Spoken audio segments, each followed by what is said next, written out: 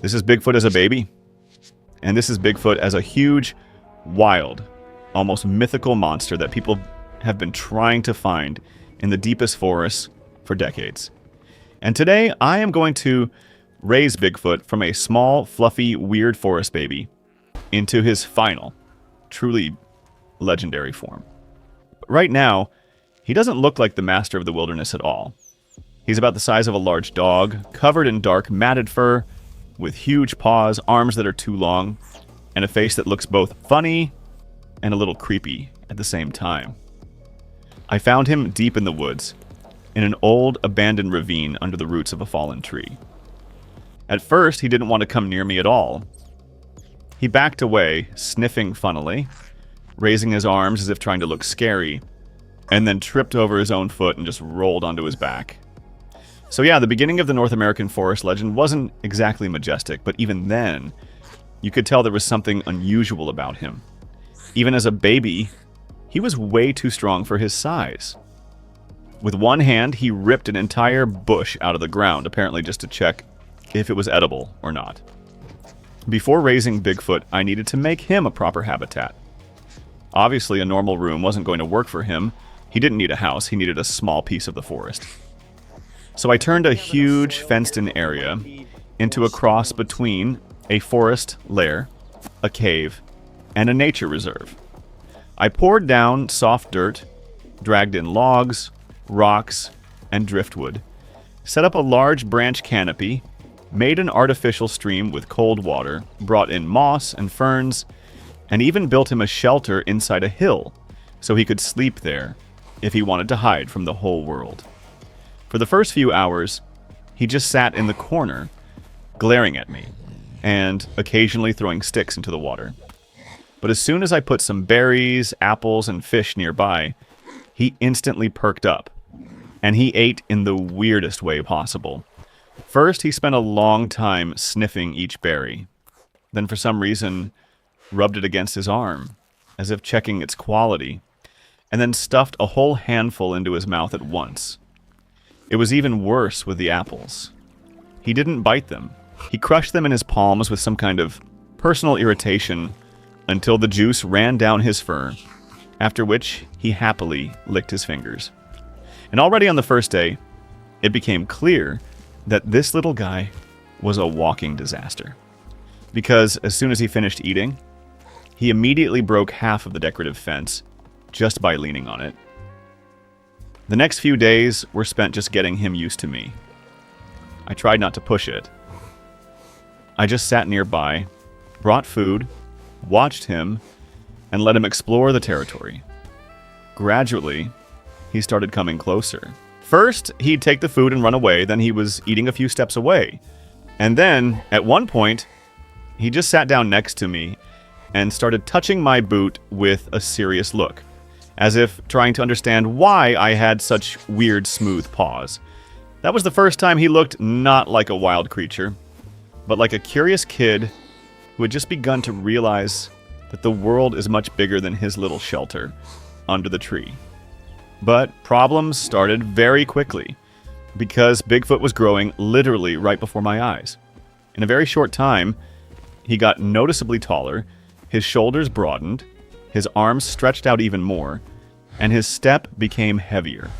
Now, when he ran around the enclosure, it didn't look cute anymore. The ground literally shook.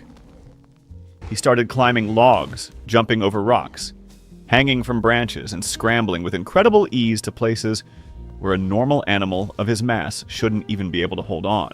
Once I just turned away for a couple of minutes, and when I looked back at the habitat, this fluffy monster was already sitting at the very top of the wooden structure, looking down at me as if it was his property, and I was just visiting. To channel his strength into something productive, I decided to put him through his first training sessions. Nothing too complicated, just obstacle courses, heavy logs, large rocks, climbs, descents, and different objects to carry. And it turned out that Bigfoot had not only strength, but truly animalistic coordination. He didn't just move powerfully, he moved quietly. Sometimes so quietly that it started to get scary. 1 second, he was by the stream, making noise, splashing, and overturning rocks. And the next second, he was standing 10 feet behind you, silent and motionless. And that's when it first became clear why the legends about him sound the way they do. Because a creature like this doesn't have to be faster than you. It just needs to know how to disappear between the trees while you blink. As he grew, his personality changed too. Baby Bigfoot was mostly fussy and skittish. The teenage version turned out to be much harder to handle. He became stubborn, irritable, and clearly started to realize his own strength. If he didn't like something, he didn't run away. He just broke the source of the problem. Didn't like the wooden crate? The crate was smashed to pieces. Didn't like the sound of a metal bucket? The bucket went flying across the yard. Didn't like that the water in the stream was flowing too weakly? He tore out half the rocks and caused a mini flood. This wasn't just raising a forest baby anymore. This was raising a walking force of nature with toddler tantrums. But along with this, he was getting smarter, much smarter. He started memorizing routes, understanding where the food was kept, and learned to intentionally overturn containers, open latches, and even distract me. Once he purposely started making noise at the far end of the enclosure, so I'd go check what he was breaking, while he sneaked over to the fruit supplies and carried off an entire basket. So yeah, I was basically raising a giant hairy toddler with the strength of an excavator and the brain of a petty thief. When he got too big for his artificial forest, it was time to take him out into the real world. Not to people, of course, it was too early for that. First, I took him to a deep forest zone where there's almost no one except deer, birds, and the occasional hiker who really shouldn't be wandering out there anyway. And that's where Bigfoot seemed to see his true home for the first time. He instantly came alive. He started touching the tree bark, sniffing the air, listening to the sounds, standing on rocks, and looking out into the distance. He moved through the forest so naturally, as if his whole life had been preparing for exactly this. At first, I just watched him adapt. He drank from the stream, ate berries, dug in the dirt, searched for roots, caught fish in the shallows, and at night he settled under huge spruce trees. But the more time he spent in the forest, the more he changed. His body became more massive. His chest expanded. His neck got thicker. His movements became more confident. And most importantly, he developed a sense of territory. He wasn't just living in the forest anymore. He acted like he owned it. And that's exactly when strange things started happening. Branches broken high off the ground, footprints too large for any known animal, strange cries at night, overturned logs, huge paw prints by the water. I knew it was him. But if I had seen all this from the outside, I would have also thought that something that shouldn't exist was walking around out here. To test just how strong he had become, I set up a few new challenges right there in the forest. Uphill climbs, carrying logs, jumping over ravines, timed food searches. And here, he started showing absolutely insane results. He could grab a raw, heavy log that I could barely budge and drag it up a slope like it was a twig. He could toss aside a boulder hiding food with a single motion. And when running across rough terrain, he turned into an absolute nightmare. Huge, heavy, but incredibly agile. Every movement looked like a combination of a bear's strength, a monkey's flexibility, and the instincts of a creature that has been hiding from humans for thousands of years. Then I decided to gradually introduce him to the outside world, beyond the deep woods. Very carefully. First, the edges of forest roads. Then, old abandoned trails. Then areas with traces of civilization. That's when it became clear just how much he dislikes people. Not me specifically, but human commotion in general. As soon as a car engine started in the distance or voices were heard, he would instantly freeze. The hair on his shoulders stood up. He stared in the direction of the noise with such cold tension that it made me uneasy. And then I realized Bigfoot isn't just hiding from people. He absolutely despises them. One night, things got much more serious. I'd set up some cameras in the forest to watch him from a distance. And on one recording, I saw him run into a large black bear. That's when I actually got tense because this wasn't a game anymore. The bear was acting aggressively, defending its territory, growling, and coming straight at him. And instead of backing down, Bigfoot stood up to his full height. Even through the camera, it looked terrifying. A huge, dark figure in the fog. Heavy breathing, arms almost to his knees, an absolute certainty that he was the boss here. When the bear charged forward, Bigfoot reacted with a lightning speed. He didn't fight for long. One powerful lunge, one sweeping strike, a deafening roar, and the bear simply backed off. Not because it was fatally wounded, but because it realized it was facing something stronger. After that encounter, he changed even more. It was like he felt his own dominance for the first time. Now there was the heavy gait of a true master of the territory in his walk. He started standing upright more often, looking around from high points more often, letting out low, guttural sounds that sent birds flying from the trees. And of course, he started eating exponentially more. Berries and fish were more like snacks now. He needed huge amounts of food. Roots, fruit, fish, meat. Everything disappeared instantly. If before he was just a big forest teenager, he was now turning into a full-fledged legend. But any good viral story needs not just growth, but a real threat. And that came when too many people started talking about the strange tracks and night cries. Curious hunters, hikers, and pseudo-researchers started creeping into the forest. Some set up cameras, some left bait, some actually thought they could be the first to find him and get famous. This was a bad idea because the more people intruded on his territory, the more tense Bigfoot became.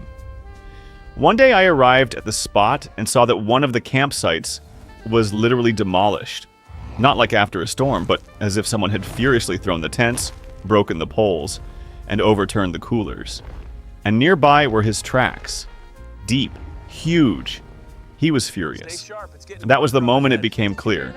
If this continued, he would stop just scaring people and actually start attacking. I had to either lead him deeper into the wild or risk losing control completely. But doing that wasn't easy, because he was no longer that baby you could calm down with berries and sitting nearby. Now, this was an almost 12-foot-tall giant, with the temper of an ancient forest spirit. And when I tried to lead him away from his now familiar territory, he growled at me for real for the first time in his life. Not a warning, not an irritation, but in a way that made me realize right then and there how thin the line was between, quote, 0 and, quote, 1. This was our near loss, the most dangerous moment of the whole time. He slammed his fists on the ground, snapped saplings, threw logs, roared and circled around me, hesitating to come too close, but showing that one more wrong move, and it would all end very badly. And instead of fighting force with force, I did the only thing that could possibly still work. I sat down. I just sat on the ground, put away the food, put away the gear, stopped looking at him like a threat, and started talking to him as calmly as I did back in the days when he was little. It lasted a long time, a very long time, but gradually he stopped growling. Then he stopped hitting the ground. Then he stepped closer, and at some point, he just sat down across from me. Huge, terrifying, wild, incredibly strong, and still that same baby who had once studied my boot. After that, I realized that the final stage of his growth wasn't just about his body. It was his full acceptance of who he is. He doesn't need an enclosure. He doesn't need an artificial forest. He doesn't even need me around all the time. He needs a whole world where he can disappear and become that very creature from the legends, the one people see for a second, and then spend the rest of their lives arguing over whether it was real or not. So I took him to where the forests turn into mountains, where fog hangs between the pines, where for miles there is no one but the wind, rocks, and old trails. And it was there that I truly saw his final form for the first time. He was huge, much more massive than at the start. His shoulders seemed wider than a doorway. His arms hung almost to his knees. His fur had become thick, dark, with gray stripes on his back. His step was heavy, but silent. He no longer looked like an animal I was raising. He looked like the legend itself, standing on its own 2 feet. And to understand just how incredible he had become, I decided to give him one last test as a farewell, not for training, not for a spectacle, but to see the absolute limit of his strength. A steep, rocky climb, a massive fallen tree blocking the path, a cold stream of water, a sharp incline, and Bigfoot went through it all as if nature itself had been built for him. He stepped over the logs, climbed the slope, crossed the stream, pulled himself up onto the rock ledge, and stopped at the very edge of the ridge. And right there was that final shot. The wind blowing his fur, the endless forest below, fog drifting between the trees. He stands on the high ground, looks ahead, slowly turns his head, and for 1 second, it seems like he's going to come back to me, just like before. But no, he simply lets out a low, deep roar that echoes across the entire valley, and then turns and walks away into the forest. And the craziest part of this story is that now I actually understand why people have been arguing about Bigfoot for decades. Because if a creature like this doesn't want to be found, you will not find it. You'll see a track, a broken tree, a shadow between the pines, a blurred silhouette in the fog. You'll hear a distant cry at night, but you will almost never see him. Because I didn't just raise Bigfoot. I raised the living reason why legends never die.